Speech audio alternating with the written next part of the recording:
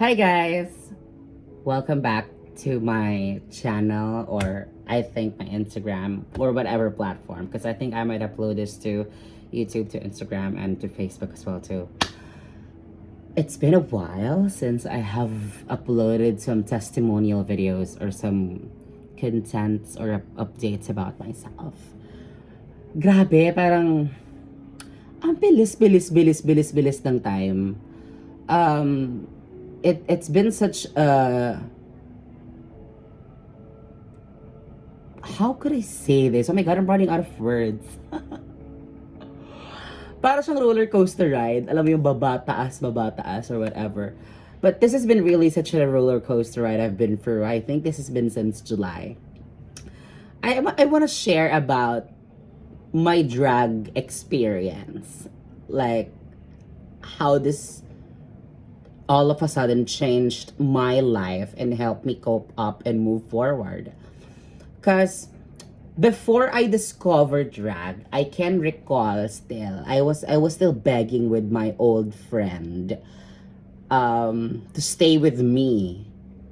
Begging for someone's attention or not. Then suddenly, I got recommendation from my roommates na, "Uy sis, panoorin mo tong Drag Race Philippines." Kanya parang, it's more than a year already, or almost a year na.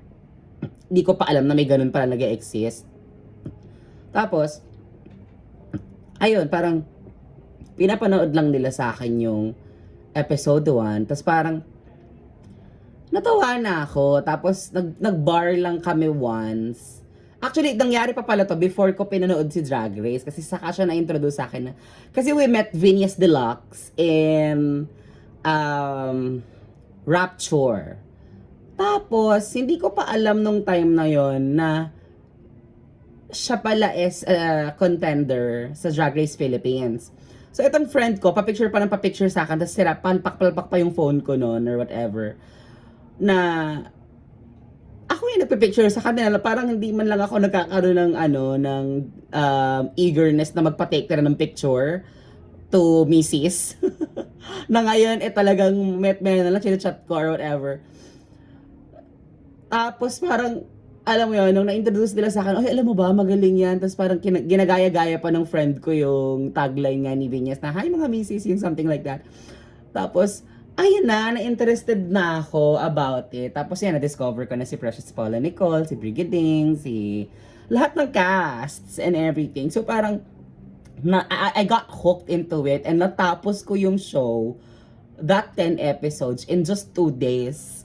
So, imagine, kasi ganun ako mahook sa isang bagay. Like, when I got interested into something, I really spend time, and hindi ako makakatulog without even taking my medicines or my maintenance medicines, especially kung nahuhook ako into something. That's actually part of my manic episode. So this happened towards like end of June.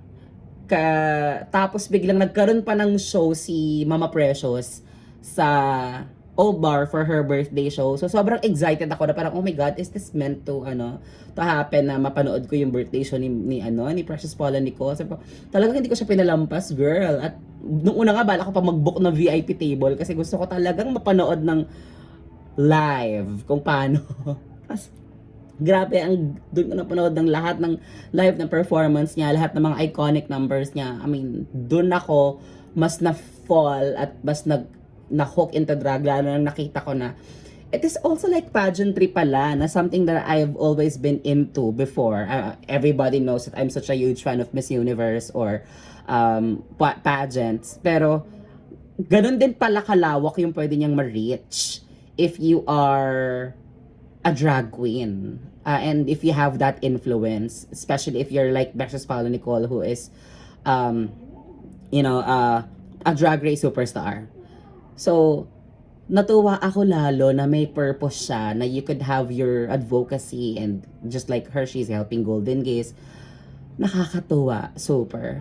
So, after nun, dun na ako nag-start mag-explore. Sabi ko, pwede magagamit ako dito for for drag, na parang I've been doing makeup before, na parang Yung mother ko pa nga minsan kabanding ko magpagawa ng kuko. Nagpapalash extension ako. Minsan makikita mo ako, magla-live ako, nagsisinging ako, kahit di mo na ako ganun kagaling kumanta, magda-dance na lang ako ng kung ano-ano or whatever. Hindi ko alam, yung mga ginagawa ko palang talent, pwede ko pala siyang i-apply sa drag. And nung mas naintindihan ko siya, and I got dig deeper and do my research on it, mas doon ko naintindihan na, ay, ito pala yung platform na pwede kong gamitin yung iba't ibang things or hobbies na gusto kong gawin. Kasi parang hindi ko na nga siya kino-consider as talent kasi wala naman akong proven skills or profession na I am a professional singer, I am a professional dancer or what. So parang it's just hobbies na hilig kong gawin all before na pwede ko siyang ihalo-halo dito pag sama-sama dito. Parang ito pala yun. This is what it is for me. So, ayun na-start na akong makok and gusto ko siyang pag-aralan, gusto ko siyang itry na parang halos every week gumagawa ako ng content ko. Tapos, nag-live selling pa si Mama Precious. And hindi ko talaga pinalampas yung, oh my God, kahit magkano pa. Nung nakita kong bibenta niya yung Sisi The Talk na pinaka iconic niyang performance, girl, hindi ko talaga pinalampas yun. Tapos, minessage pa ako ni Miss Jazz na, uy, baka gusto mo daw yung reveal. Tapos, nanghinayang pa ako na hindi ko nakuha yung wig. So, grabe, parang sobrang bilis lang talaga ng mga feeling ko nasa cloud 9 ako. Alam mo yung feeling ko na parang nanalo ako sa pustahan or parang may napanalunan akong premyo na kailangan ko ng ituloy-tuloy, ganyan or whatever. Pero grabe yung nabibigay niya sa aking motivation, grabe yung nabibigay niya sa aking strength recently, na-redeem ko ulit yung confidence ko sa self ko na, may talent pala ako, may kaya pala akong gawin. Na parang it doesn't just end sa within employment na kailangan lagi akong excellent sa employment. Na parang this helps me get more a work-life balance na nai-release ko yung stress ko from work through drag.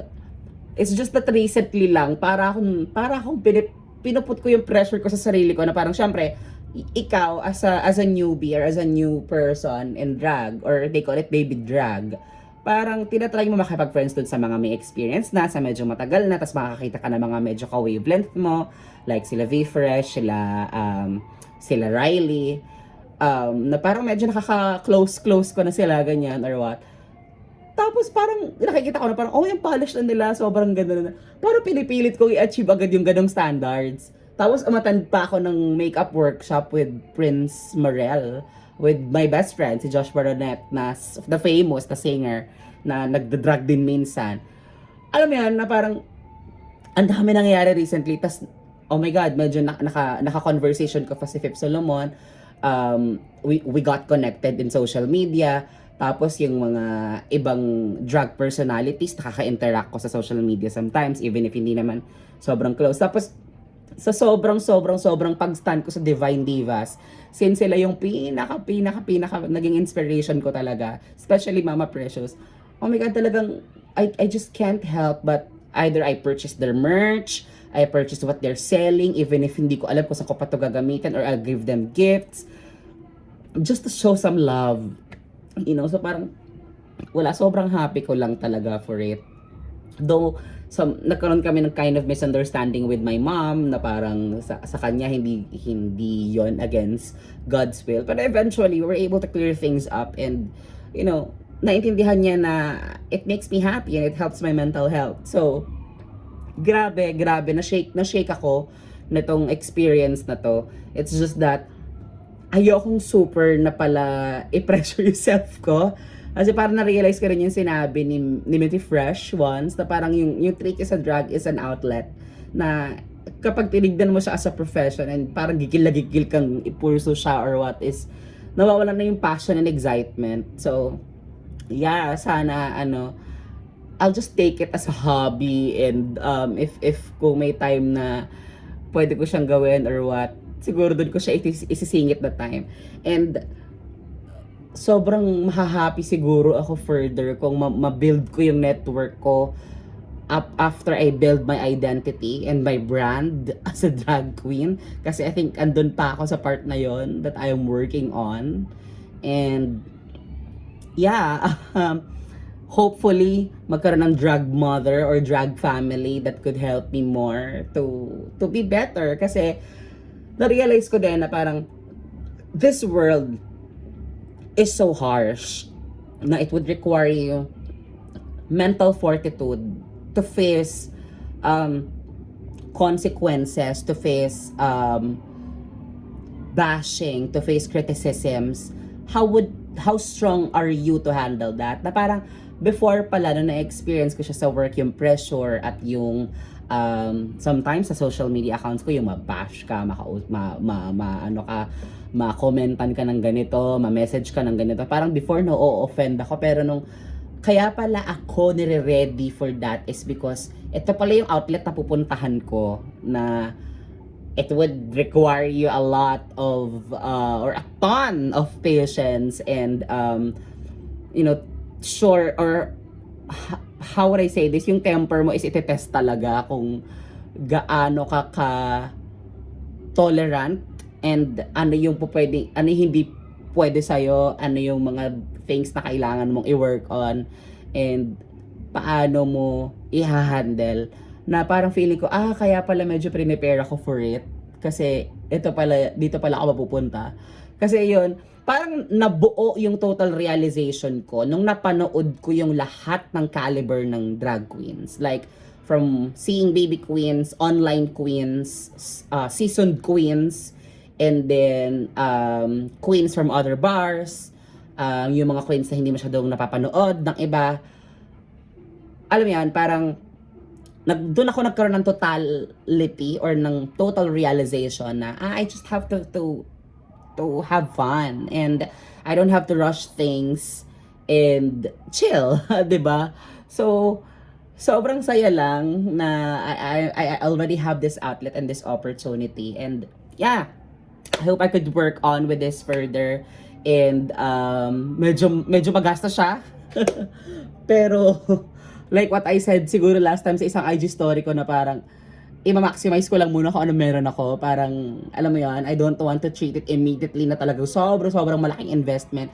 Kaya nag-start muna ako sa mga second hand, sa mga gamit na, alam mo yun, na hindi naman kailangan sobrang bonggahan ko kagad. I just have to be creative and maximize my resources, I think. So, thank you sa mga, alam nyo na overwhelm ako sa inyo lahat na nagme-message. Even if yung mga first time ko pa nga lang nakaka-interact and nakakasalamuha.